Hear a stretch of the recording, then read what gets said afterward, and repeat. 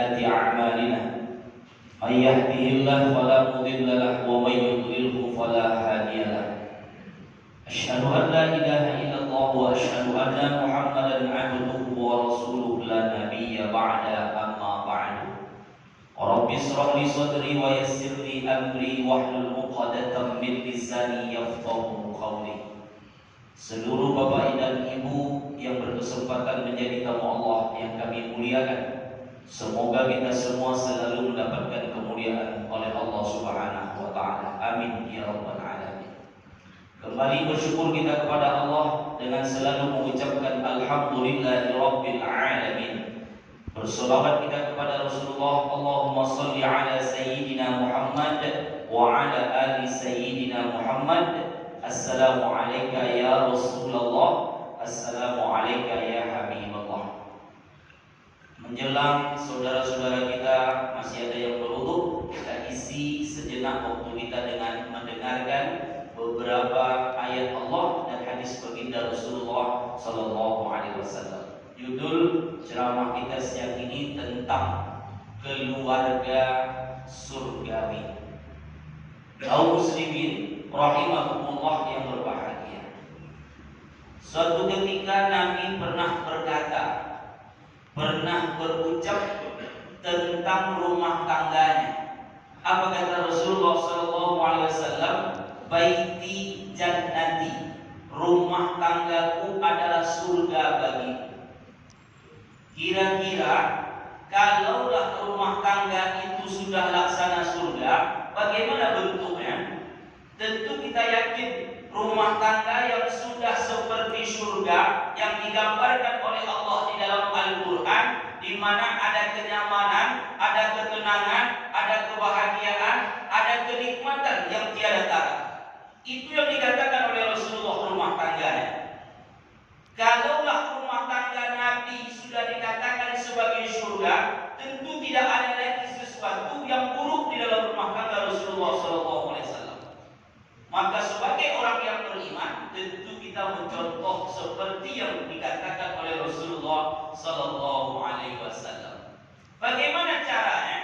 Tentu kita lihat bagaimana rumah tangga Rasulullah SAW. Maka siang ini kita harus lihat 3 fungsi rumah bagi orang yang beriman yang diajarkan oleh baginda Rasulullah SAW. Yang pertama, rumah bagi orang yang beriman tidak hanya sekedar tempat tinggal, tidak hanya sekedar untuk menjauhkan diri kita dari ancaman, tidak hanya sekedar bagaimana rumah itu hanya sebagai tempat berlindung, tempat kita hari ini terhindar dari panas, dari hujan. Tapi jauh sebenarnya bagi orang yang beriman, rumah tangga itu dijadikannya sebagai musola, tempat yang takarrub ilallah, mendekatkan diri kepada Allah Subhanahu wa taala. Betul, ada rumah Allah, masjid, musola, tempat kita mendekatkan diri kepada Allah. Tapi itu kebiasaan kita mengerjakan solat-solat fardu saja. Subuh, zuhur, asar, maghrib, isya. Tapi di luar itu, di mana kita mengerjakan sesuatu yang untuk kita mendekatkan diri kepada Allah? Tidak lain adalah di rumah tangga kita masing-masing. Solat sunat tahajud, solat sunat duha, solat sunat tasbih, solat sunat taubat, kita kerjakan di rumah kita. Maka seyogianya bagi orang yang beriman, rumah tangga itu dia jadikan tempat musola, mendekatkan diri dia kepada Allah. Maka tak heran bila ada orang membangun rumah, ada dia siapkan satu spek atau tempat di mana itu adalah tempat yang mengabdikan dirinya kepada Allah Subhanahu wa taala. Kalaulah hari ini ketika kita punya kantor ada satu ruangan yang khusus untuk kita untuk mencari sebuah imajinasi agar kita bisa untuk senantiasa mendapatkan sesuatu yang baik dalam pemikiran kita, seyogianya bagi orang yang beriman ada satu tempat di rumahnya agar dia mampu mendekatkan dirinya kepada Allah Subhanahu wa taala. Ustaz, kami biasanya sholat di kamar, kadang-kadang kalau sholat di kamar pun ada gangguan. Kalau anak awak masih ketek, ini sering gangguan.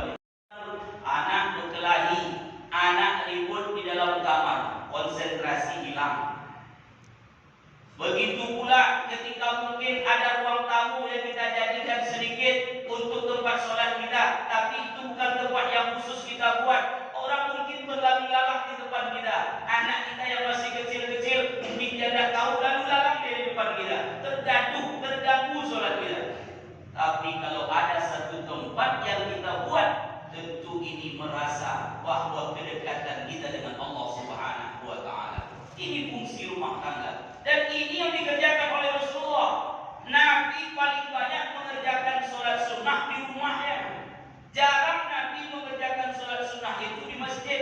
Kenapa? Nabi ingin dekat dengan Allah. Dan Nabi tak mau ketika dia melaksanakan sholat sunnah dilihat oleh orang lain sehingga timbul rasa riya.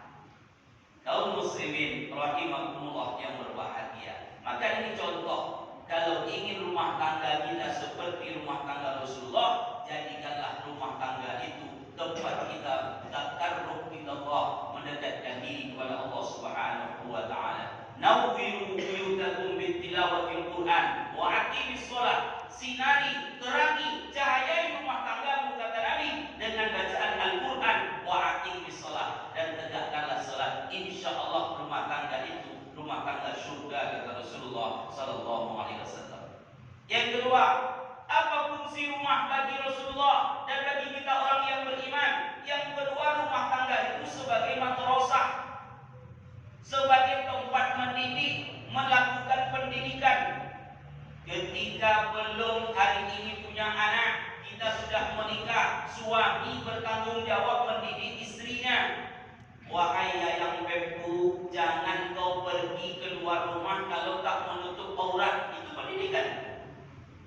Karena Rasulullah katakan kepada Aisyah radhiyallahu anha, dan ini langsung Allah yang menyatakan di dalam Al-Quran, ya Nabi, wahai Nabi, katakan kepada istrimu, katakan kepada perempuan-perempuan, katakan kepada anak-anak perempuanmu, julurkan jilbabnya, tutup auratnya kalau dia akan keluar dari rumahnya, agar dia dikenal kata Allah Subhanahu wa Ta'ala.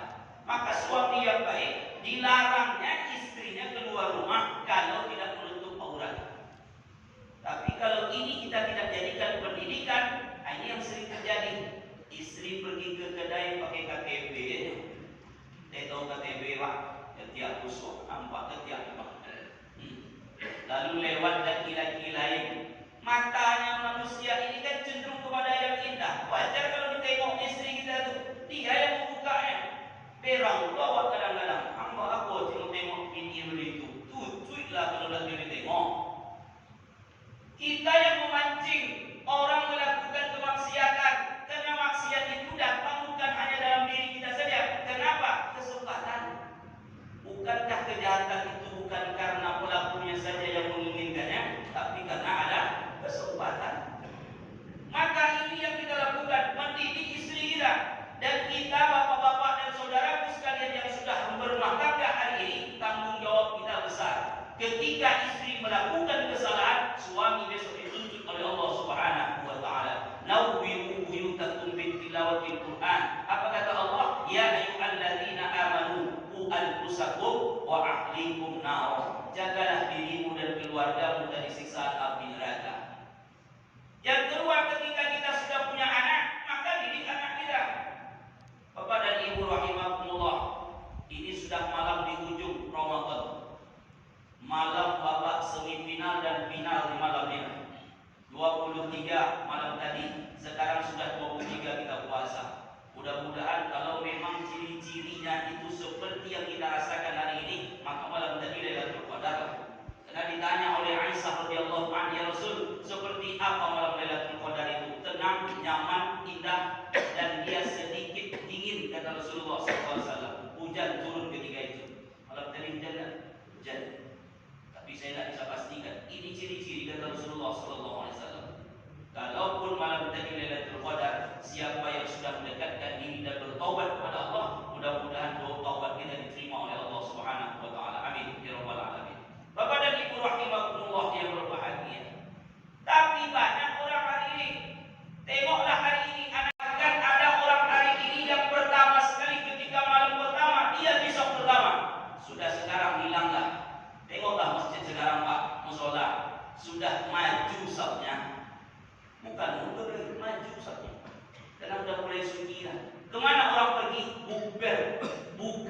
bersama.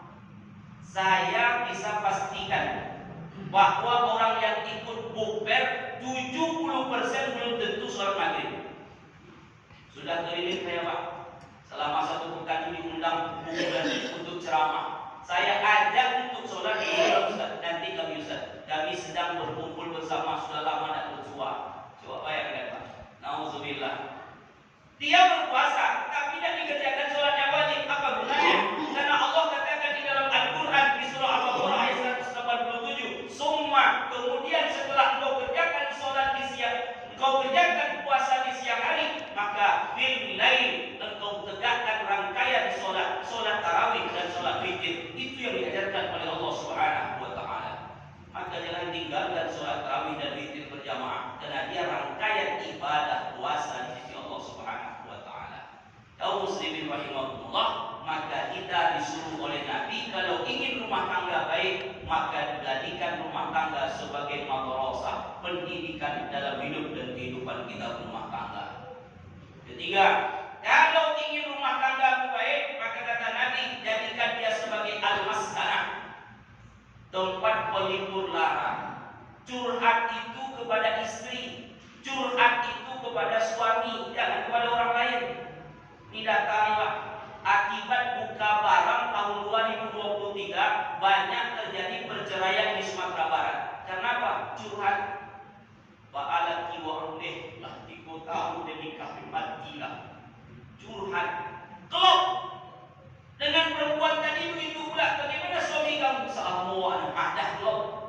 Akhirnya cinta lama bersemi kembali, rusak. Kaum muslimin rahimahumullah yang berbahagia, padahal rumah tangga itu tempat kita menyampaikan pelipur lara kita. Ada masalah suami di kantor, ceritakan kepada istri. Istri yang baik memberikan sesuatu yang baik kepada suaminya. Itu yang dikatakan oleh Khadijah ketika itu. Apa kata Khadijah? Ketika Nabi turun dari Gua Hira menggigil Rasulullah karena takut tak pernah ketemu dengan Jibril alaihissalam, menggigil dia ketakutan sampai keluar keringatnya. Begitu sampai di rumah, Khadijah sebagai istri yang baik, dia biarkan Nabi untuk berbaring di tempat tidur, lalu dia selimuti Rasulullah SAW. Bentuk bagaimana dia tahu bahwa Nabi dalam keadaan yang tidak nyaman. Maka istri yang baik begitu pula. Suami pulang kantor, jangan tagihan yang ditanya, Pak, bayar listrik belum Pak, bayar telkom belum Pak. Oh, apa salahnya? Tanya kepada suami itu, abang mau makan dulu atau mau mandi dulu, abang mau istirahat atau bagaimana dulu. Begitupun sebaliknya, suami pun ketika istri ada masalah dengan kawannya atau mungkin ada sesuatu yang tidak baik pada dirinya, jangan kita balikkan dengan ucapan yang tidak baik. Itulah bongah kau, kan bongah. Aku kata bini kalau bongah dan bang berarti abang tu bongah dan abang ketua di situ bongah kan gitu. Rusak rumah tangga jadinya. Maka tempat pelipur lara. Wa min ayatihi an khalaqa lakum min anfusikum azwaja litaskunu ilaiha. Kalau ingin rumah tangga baik, maka jadikan rumah tangga itu sebagai tempat pelipur lara. Sakinah, mawaddah, warahmah. Makna sakinah adalah cinta, di mana cinta itu adalah menutupi kekurangan dari masing-masing pasangan kita. Tidak ada hari ini orang yang sempurna. Beberapa hari yang lalu datang orang kepada saya, Ustaz, saya mungkin tak mau menikah. Kenapa? Gagal saya untuk menikah. Ada laki-laki yang datang lalu dia pergi, Pak Ustaz. Akhirnya saya tak percaya dengan laki-laki, karena laki-laki itu sama semuanya. Tidak sama, saya bilang. Ustaz ini dengan saya tak sama ya. Bapak dengan saya tak sama, saya bilang. Maknanya apa? Gara-gara hanya masalah dalam rumah, dalam sesuatu yang terjadi pada dirinya, dia samakan semua orang. Tak benar. Tidak ada orang yang sempurna di dunia ini. Tidak ada laki-laki yang sempurna di dunia ini. Makanya Allah katakan tadi, kami ciptakan pasanganmu dari jenismu sendiri agar kamu saling melengkapi. Istri ada kekurangan, suami ada kekurangan. Maka setiap kekurangan itulah yang harus kita tutupi. Kita ini kan baru tahu. Istri bapak itu penuntut, ada tidak? Begitu sudah satu kamar malam pertama, mulailah tahu kita apa kelemahannya. Bunyi bomnya, tuh maknya ini deh, iyo bang, abang udah di bola bang. Bapak pun demikian, kan bapak simpan dulu. Ketika diundang ke rumah calon